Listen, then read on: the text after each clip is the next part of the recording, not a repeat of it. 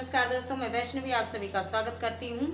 आइए आप सभी के बीच एक बहुत प्यारा सा लाए हैं मज़ेदार चुटकुला कहारवा गीत। कैसा लगा कमेंट करके जरूर बताइएगा और फुल सपोर्ट कीजिएगा। वीडियो को लाइक शेयर, चैनल को सब्सक्राइब कीजिएगा।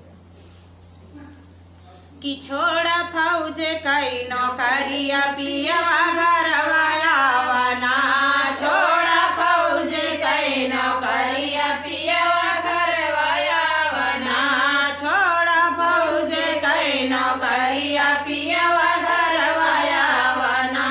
नाही चाही चाट चौमिनिया, नाही चाही समोसा पियवा घरवाया वना, पियवा घरवाया वना।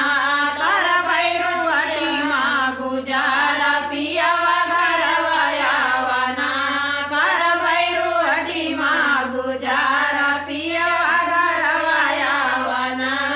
छुआड़ा फौजे कई नौकरिया पियवा